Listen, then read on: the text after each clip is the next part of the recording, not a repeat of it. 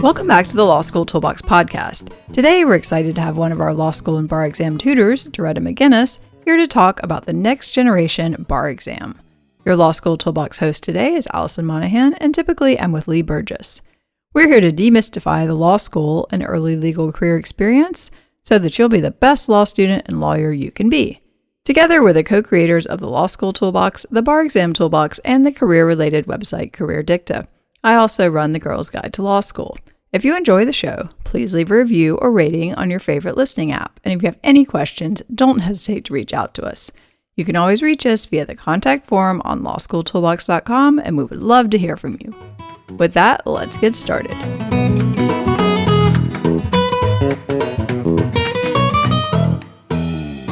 Welcome back to the Law School Toolbox podcast. Today, we're excited to have one of our law school and bar exam tutors, Doretta McGinnis, here with us to talk about the NextGen Bar Exam.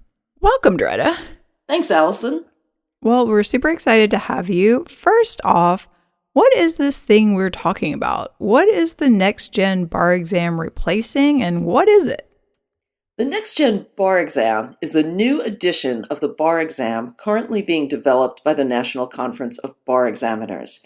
It will replace the current Uniform Bar Exam, or UBE, which many of our listeners are intimately familiar with. So, to give you a bit of background, the UBE was first administered in 2011, so it's definitely due for a refresh and a revisit. We'll start by talking about the current components of the UBE, so then we can compare and see what changes lie ahead with NextGen. Right, this is going to be kind of a big shift. Yes, and a very exciting one. I think it's a very positive change coming. Great. Tell us more. Yeah. So to start, the three components of the UBE. The first is the Multi-State Bar Exam, or MBE, and that consists of 200 multiple-choice questions administered over 2 3-hour sessions. The next component is the Multi-State Essay Exam, or MEE, and that is 6 30-minute essays administered in 1 3-hour session. And the other component, my favorite, is the Multi-State Performance Test, or MPT, and that consists of 2 90-minute closed legal writing tasks that are completed in a single 3-hour session. So I'm mentioning the timing because that's one of the important changes that lies ahead. Currently, the UBE consists of 12 hours of testing spread over 2 days, the last Tuesday and Wednesday of February and July every year. Where's the UBE administered? Almost everywhere. 39 states, plus the District of Columbia and the Virgin Islands, currently use the UBE as their bar exam. 3 other states require some UBE components, plus a jurisdiction-drafted exam, and all U.S. jurisdictions, except for Louisiana and Puerto Rico, use the MBE, while some other non-UBE jurisdictions use the MPT. That's pretty complicated, but the bottom line is that because the NextGen exam will lead to the retirement of all 3 components of the UBE, the bar exam is going to change in virtually all U.S. jurisdictions. Wow, so no more multiple choice questions, or at least no more MBE, it sounds like, not a whole day of multiple choice. Why are they doing this? What are the goals of a new test?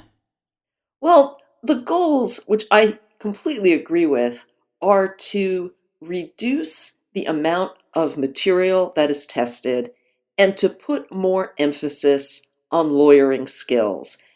The goal is to have a test that's a more valid measure of the knowledge and skills that new lawyers require.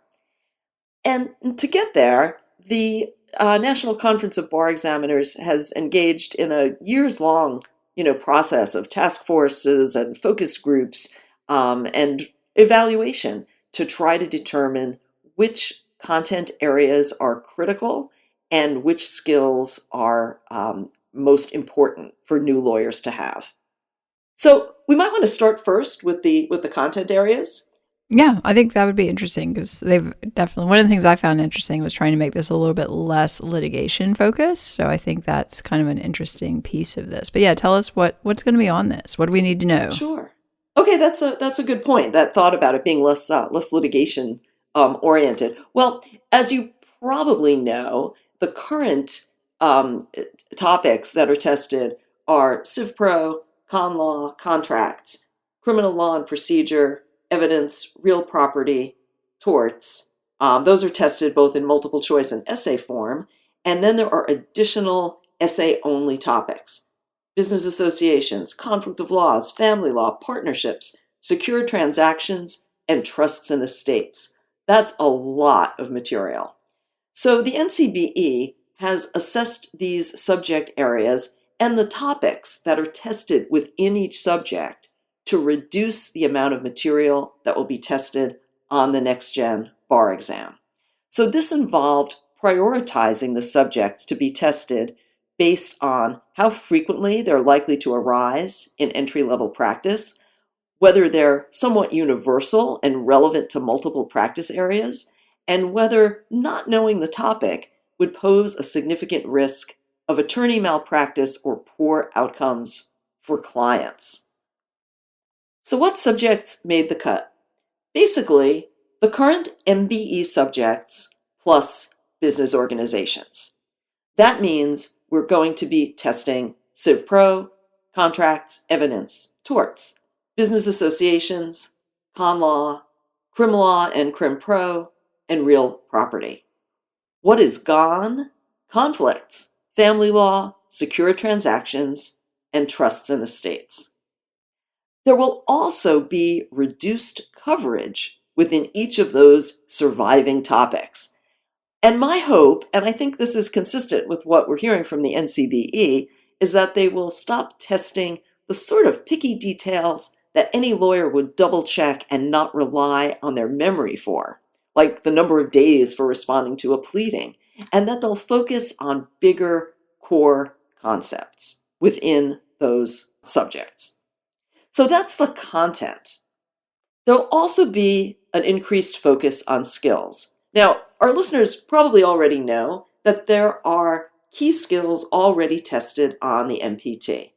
Those are legal writing, issue spotting and analysis, and some client counseling and advising. NextGen is going to retain those skills but add some more. These are research, investigation and evaluation, negotiation and dispute resolution, and client relationship and management. So there's going to be an increased focus on skills. Yeah, I think this whole thing sounds pretty interesting. I mean, I agree with you. I thought one of the more intriguing pieces of this was how you weren't necessarily going to have to memorize, every single thing that's on the exam, that some of it might be given to you. And we went to a webinar recently where they gave some sample questions and that kind of thing. And you kind of saw a situation of, you have this statute or the code of evidence says X, Y, and Z, and then you had to apply that. So it definitely seemed closer to me to the type of things that people would probably be doing in practice versus, taking multiple choice questions, which I don't think any client's ever really going to ask you to do.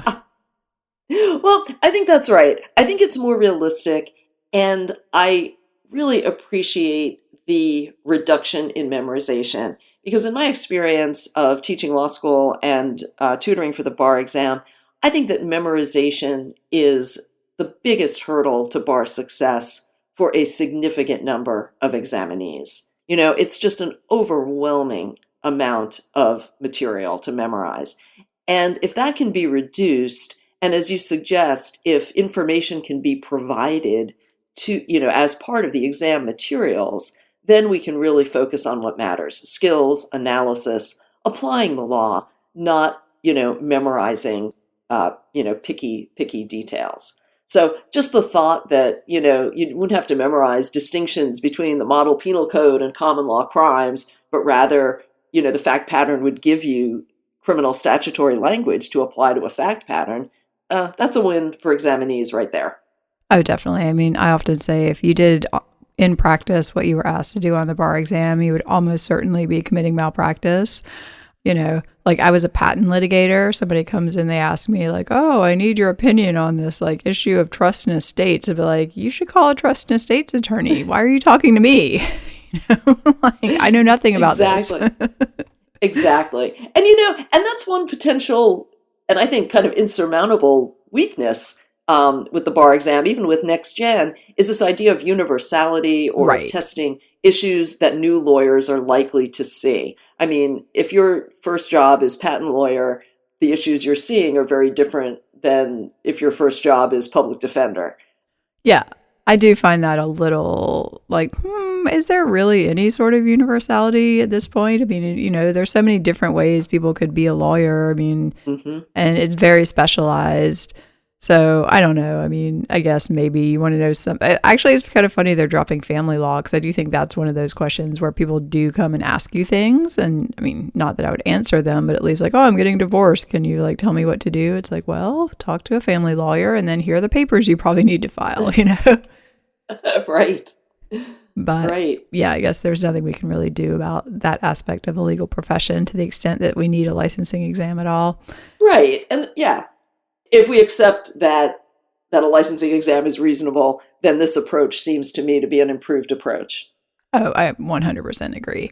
And is this stuff pretty set? I mean, are they going to make changes to this content at this point? They say that they're going to finalize the specific content in the spring of 2023. They've started pilot, or they will be starting pilot testing of the exam in November of 2022, and that will continue through the end of 2023. That's going to be followed by field testing involving specific exam software and realistic testing environments. So I think there may be some tweaks to the specific content. I do not think that there will be any changes in subject matter. I don't think they're Mhm. suddenly going to drop, contracts or something like that. Right. But I think the content within has not yet been finalized. Mhm. And, the hope then is that we will get a slimmed down subject matter outline from the Right. NCBE. And that will be, I think, an interesting moment to compare the new subject matter outline with those detailed listings of topics per subject to the current UBE outlines for the MBE and the essays. Right, because just in case people miss this, there'll be some things on this new test within a topic area that you do need to know from memory, and then other things you just need to be sort of familiar with. So we're looking for those outlines to see, which pieces make the cut of like the really important stuff that you have to memorize and which ones you should just be aware of and be able to apply if they show up. And when are they planning to start administering this? Well, this is exciting. They're planning to begin administration in some jurisdictions in July 2026. Oh, wow. So this means that first year law students in the fall of 2023 will be the first cohort to take this NextGen exam upon graduation, presuming they graduate in May 2026 and sit in July. Now, the interesting wrinkle is that although the UBE, of course, as we said, is very widespread, and that all of its components will be retired, that's going to be a kind of a piecemeal process. The NextGen exam will not be administered in all jurisdictions in July 2026.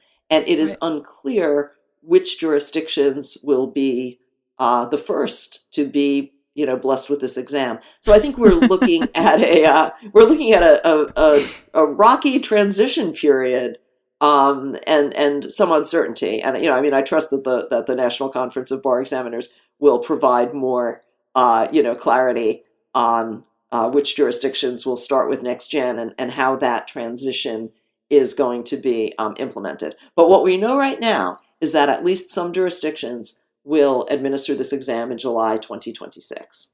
Right. And I wonder about reciprocity too. And how the UBE scores can be used different places. It'll be interesting to see how that all plays out in this transitional time where some states are using this and some states are using pieces of the older exam and all that kind of stuff. Well, that's true. And one thing that the NCBE has made clear is that NextGen, like the UBE, will offer that score portability. Mm-hmm. I mean, you're right that it's unclear what will happen if someone, and I pity these people, are caught in that situation of, having taken one exam in one jurisdiction, if they've taken the UBE in one jurisdiction, but they want to transfer that score to what is now a NextGen jurisdiction. How will that work? Those are unanswered questions right now. but the consensus is that score portability with the UBE has been successful and should be retained under the NextGen formulation. Well, that's good news, at least. Mm-hmm. Well, before we move into a few things that are more specific to either law students or bar takers, let's talk a little more about the types of questions we're going to see here, because I thought that was really interesting when we went to the webinars or these integrated assessments. Like, what is this stuff going to look like? Yeah, that's a very, very good question. As you know, the current exam, the questions are specific types that are separated. MBE is all multiple choice. MAE is all essays. MPT is a legal writing document drafting task. The new exam, the NextGen exam, is going to feature questions, as you refer to, as integrated assessment. The model for this is that examinees will be given a case file that raises substantive or procedural legal questions and requires them to use one of the foundational skills that I mentioned earlier. So, for example, in the webinar that we attended, NCBE described providing a file that implicates evidence, criminal law, and client counseling. So what's in this file? Documents of a type that we may have seen on the MPT, honestly, such as a police report, a statute for assault and battery in the jurisdiction. Again, exciting because you didn't have to memorize it. It's given to you. And perhaps an excerpt of a case that interprets the statute. And then a series of questions that the examinee has to answer, such as identifying a fact in the police report that would be helpful to prove the element of knowingly in the statute. And that would be an example of a short written answer question. The examinee might be asked to list ways to gather more evidence relevant to a particular issue, such as the issue of great bodily harm. That could also be a short answer question. And then, we can't escape them, there may be some related multiple choice questions that arise from this case file. And this can be an ongoing scenario. There may be a set of questions, as I just described, that pertained to that file, and then new additional information may be added to the file. The scenario may continue to develop. Example was given of providing a transcript of a law clerk's interview with a witness and then asking the examinee some skills-related questions arising from that interview, such as identifying errors that the law clerk made or listing concerns about a proposed plea deal. So it's important that the questions won't be cumulative, right? Because we don't want to have a cascading effect of getting one question wrong and that triggering errors, all down the line. They have to be independent questions. But that's going to be the structure. So it sounds like less essay writing, more short answer type of writing, and still some multiple choice being interspersed. It definitely sounds like this is going to be interesting for students in schools to figure out how to prepare for. Yes. Because when I was watching the webinar, I'm like, how do you teach people some of these things? Some of this just seems like common sense. I don't know. Yes, well, well, I think it's going to have a big impact on both law school curriculum and preparation and on the bar prep industry. Well, let's talk about the law school process, since this is our Law School Toolbox podcast. What do you see as the impact here on law schools and law students, particularly considering this is going to be kind of starting to loom on the horizon fairly quickly? Yes, it really is. Again, those 1Ls in the building in fall of 2023 could be facing this exam. Well, I think it is going to affect course selection for law students. Some students tend to choose classes in part because they are bar subjects. And now that list of subjects has been reduced. So a student who has absolutely no interest in secured transactions, who might have taken it just for comfort on the bar exam, may now choose to fill that slot with an elective of interest. Wow, something they might actually want to take, not just for the bar. Yeah. Exactly, Amazing. exactly. And, concomitant with that, many law schools where bar pass has been problematic have many required courses. And so there are law schools that essentially require either all students or students with GPAs, below a certain point to take all of those bar subjects. And I think it's very clear that those schools will now have the flexibility to have fewer requirements. Again, there's no real value in requiring people to take secure transactions, family law, conflicts, subjects that are no longer tested. So I think there will be fewer substantive requirements at some law schools, those that now require bar courses. And I think that students will have the freedom to choose different electives. The flip side of that, and this gets to your point about how do you test some of these things, and isn't some of it common sense, is that law schools may require more skills-based courses or participation in skills-related clinics or experiential learning, and students may choose more of that. Now, the ABA already, requires students to complete a certain number of credits of experiential coursework, but I think that we may see more of that. And that makes sense to me because if we now have explicitly tested skills of negotiation and counseling or client management, what does that mean? Law students may, benefit from having that sort of experience and being able to draw on those skills to pass the bar exam. And again, I think there is some cohort of law schools that is likely to require that sort of coursework if they don't feel that it is already adequately required in their curriculum. Which seems like a net plus. I mean, the thing that this most reminded me of when we were going through some of the integrated assessment was the clinic I took. And I remember we did one day of like actual client counseling where they brought in, I think it was actors. And, we had to go through these scenarios and sort of deal with situations as they came up. And I was like, oh, this actually would be very useful in this new bar exam. Exactly. And again, those types of experiential learning requirements are already in place. The question is, will they increase, or will schools think they already have that covered? Right. I also think that professors, and this is always dangerous, may try to emulate the NextGen type questions in their law school exams in bar subjects. I mean, I just described that integrated assessment that drew on, criminal law and evidence, and I could easily imagine some professors trying their hand at crafting those sort of exam questions, especially once we begin to see model questions released by the bar examiners.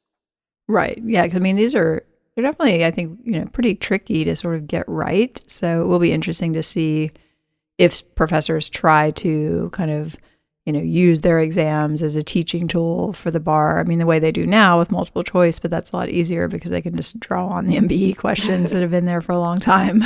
Right. And that is, I think, one of the key bar prep questions that's lurking is, what are the prep materials going to be going forward? Yeah, definitely. Well, I mean, overall, for law students who might be listening to this now or, next year when this becomes even more of a reality, do you think this is, it sounds like you think this is a good thing. I do. And I think it's a good thing for several reasons. The major reason being the de-emphasis on memorization. Right. And I think anything that requires less memorization will lighten the burden on law students. I also think, and again, I mentioned the sheer number of hours of testing. The exam is presumptively going to be shorter, and that it also reduces, stress for law students who are looking ahead at that final hurdle to becoming licensed. Right, and particularly that comes into play when you start talking about accommodations and things like that, where suddenly someone's testing for like 4 days, and it's just like, oh my gosh, like really, is this necessary? Yes. Yes. All right. Well, it sounds like, if you are in law school, this is definitely something to be paying attention to and kind of playing out in your experience and figuring out, which of these exams might be the one you're taking and working with your school really to see what they're doing to prepare you for this. Yes. And again, luxuriating in the freedom to choose not to take classes simply because they are tested on the exam. Right. I mean, I do think it's kind of an open question if somebody's listening to this now and they're like, well, this isn't really totally relevant to me, but I definitely don't want to memorize all this stuff and take all these, exam related courses I'm not actually interested in. I think there's going to be an interesting transition period where schools are probably going to, be trying to figure out what to do. But I think law students also are going to be trying to figure out what to do in terms of which exam to take and do you structure your schedule one way or another. And it's going to be pretty interesting. It is, especially because we don't yet know which jurisdictions will be offering this exam in 2026. Yeah, I wonder when they're going to decide that. Yeah, I don't know. I don't either. Yeah, so definitely something to keep apprised of, be aware of, but I wouldn't necessarily panic over at this point because you're going to have your same exam for at least a few more years that we all know and love. Yep. All right, well, this has been super interesting. Thank you so much for joining us. Thank you, Alison. It was fun. Yeah, any final thoughts you want to share for any of our listeners on this? I think it's an exciting change that lies ahead, and I would encourage our listeners to embrace it. I think that for new law students, starting out, there is some discomfort probably being at the, kind of the cutting edge of a brand new bar exam.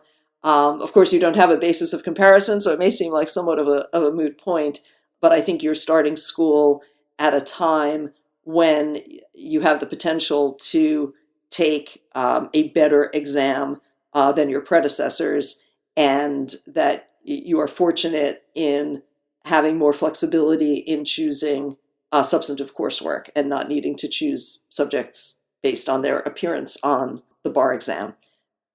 For bar examinees and students as well, I think that the focus on skills is important, and that you should realize that even if you don't think that you do, you really have developed a lot of these necessary skills through law school, or if you've been working for a while in your work experience. And I think that practical skill-based aspect of the exam has the potential to be an asset for many examinees. I agree. I think it's an exciting time. It's an interesting time. And, to some extent, we're all just going to have to kind of sit back and see what happens. Yes. And again, still a lot of unanswered questions in terms of which jurisdictions are going first in July of 2026.